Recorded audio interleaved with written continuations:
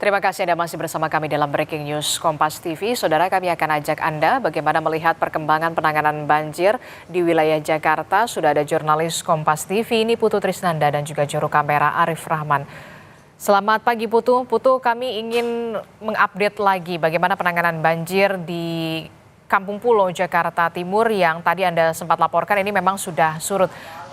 Bagaimana penanganan banjir di sana? Posko pengungsian apakah memang ada fokusnya, lokasinya di mana dan seperti apa? Apakah ada pendistribusian bantuan di sana, Putu? Ya, Disti, tentu saja tidak ada posko ya kalau untuk di Kampung Pulo karena memang ini juga merupakan daerah yang langganan banjir begitu, sehingga masyarakat yang tadi saya sudah jelaskan bahwa dengan situasi yang terus berulang, akhirnya masyarakat pun punya kebiasaan di mana salah satunya adalah membangun rumah dengan bentuk 2 tingkat begitu ya. Nah, sebelum ke sana, Adisti dan juga saudara, saya ingin menunjukkan kepada Anda situasi terkini bagaimana kemudian masyarakat ataupun juga warga di kawasan Kampung Pulo ini sudah mulai membersihkan barang-barangnya.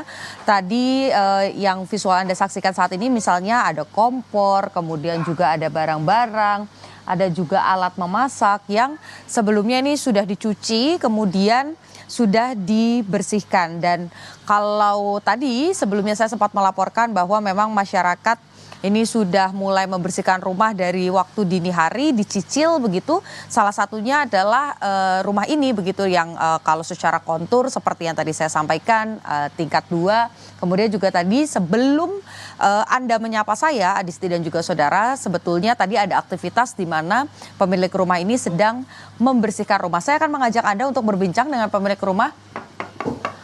Selamat siang, Pak. Pak, boleh saya minta waktunya sebentar, Pak? Enggak, Pak. Mohon maaf sekali saya ganggu waktunya untuk bersih-bersih. Selamat siang, Pak Saiful ya? Pak Saiful, ini boleh dijelaskan, ini kan rumahnya tingkat 2 nih, Pak. Waktu kemarin banjir, itu ketinggian airnya sampai setinggi apa, Pak? Oh, setinggi itu. Itu di jam berapa dan waktu itu Bapak lagi ngapain? Sore. Dari siang terus naik sampai sore gini. Oke. Sampai malam. Nah, ini kan ada 2 lantai ya, Pak. Boleh dijelaskan, Pak, ini lantai 1 ini biasanya digunakan untuk aja. apa? Oh. Kosong aja, begini aja. Ini kan kamar mandi, di atas tempat tidur. Oh, berarti barang-barang semua di atas. sudah disimpan di atas. Boleh saya izin untuk lihat ke atas juga, Pak? Seperti apa? Boleh, Berarti sertifikat, kemudian bentar, Pak. Sebentar. Nah, berarti lantai 2 ini memang sengaja difungsikan untuk menyimpan barang-barang berharga. Oh, di sini kosong aja begini. Boleh Pak sambil jalan dijelaskan kira-kira di lantai 2 itu biasanya aktivitasnya apa saja, Pak? Ini tempat lemari, tempat tidur. Udah begitu aja. Oke. Kemarin waktu banjir tentu kan yang harus diselamatkan tuh barang-barang berharga seperti barang elektronik, handphone, apa segala macam begitu, sama sertifikat ini disimpannya di mana, Pak? Di dalam tas. Semua ditaruh di lantai 2 ya, Pak? Iya, lantai 2 ini begini aja. Oke. Berarti ketika banjir ini kan tadi saya sempat berbincang dengan salah satu warga, ini disampaikan bahwa kalau setelah ada tanggul itu tidak ada banjir. Besar. Iya, kalau setelah ada tanggul nggak begitu besar. Nah, tapi apa sih Pak alasannya Bapak tetap tinggal di sini? Kalau boleh tahu udah dari tahun berapa, Pak? Dari tahun 90. Oh, dari tahun 90. Nah, ini kan sudah langganan banjir ya, Pak? Iya. Kenapa Bapak tetap memilih untuk tinggal di Kampung Pulo? Karena nggak ada tempat lagi. Gitu. Kalau ada tempat di luar mah mungkin mau juga. Sehari-hari pekerjaannya apa, Pak, kalau boleh? Saya berusaha. Oh, wirausaha.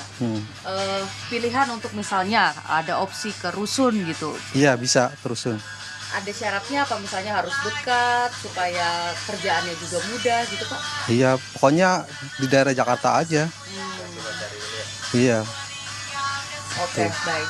Nah, artinya sebetulnya karena sudah lama juga tinggal di sini, harapannya Pak Saiful ini ya kalaupun dipindahkan di tempat yang masih terjangkau begitu ya. Ya, istilahnya nggak jauh-jauh lah dari tempat usaha gitu. Kalau sekarang tempat usahanya di mana, Pak? Di pasar Jatinegara. Oh, di Pasar Jatinegara. Jadi Iya. ya di dekat-dekat sana ya. Kan, iya. Oke, baik. Nah, Pak, boleh saya naik ke atas ya, Pak ya? Ini berarti tempat Bapak beristirahat ya, Pak? Iya. Oke. Nah, biasanya Pak kalau dari area banjir begitu, ini apakah memang setiap hujan deras selalu banjir atau gimana sih Iyalah, Pak? pokoknya intinya kalau di Bogor hujan terus, di sini pasti banjir. Kalau di Jakarta hujan, di Bogor enggak bakal banjir. Oke, berarti memang kiriman ya Pak, Kiriman bukan aja. karena intensitas yang deras kemudian banjir Enggak, gitu ya. enggak. Oke, baik. Terima kasih Pak Saiful untuk ceritanya, untuk kisahnya, untuk yang sudah dibagikan kepada Kompas TV. Tadi juga saya lihat sudah bersih-bersih begitu ya. Mohon maaf ini rumahnya jadi ada tamu dadakan begitu ya Pak Saiful. Semoga nanti banjirnya tidak terjadi lagi ya Pak ya. Dan bisa beristirahat tentu dengan nyaman juga.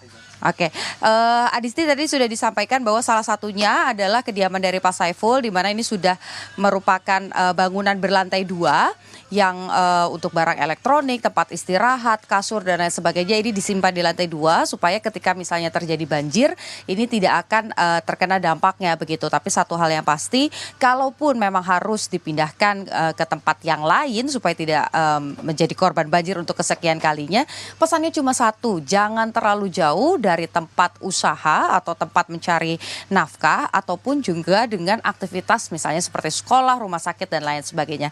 Adisti kembali ke Anda di studio. Oke, jadi sebenarnya salah satu warga di sana tadi sempat berbincang dengan Putu Trisnanda ini bersedia untuk kemudian ketika nanti Pemprov Jakarta ini menawarkan untuk direlokasi, tapi kemudian pesannya adalah lokasinya jangan terlalu jauh begitu ya, untuk mereka bisa beraktivitas dari tempat mereka usaha begitu ya. Nanti kita akan update lagi perkembangannya seperti apa. Terima kasih informasinya jurnalis Kompas TV, Putu Trisnanda dan juga Arif Rahman dari Kampung Pulo, Jakarta Timur.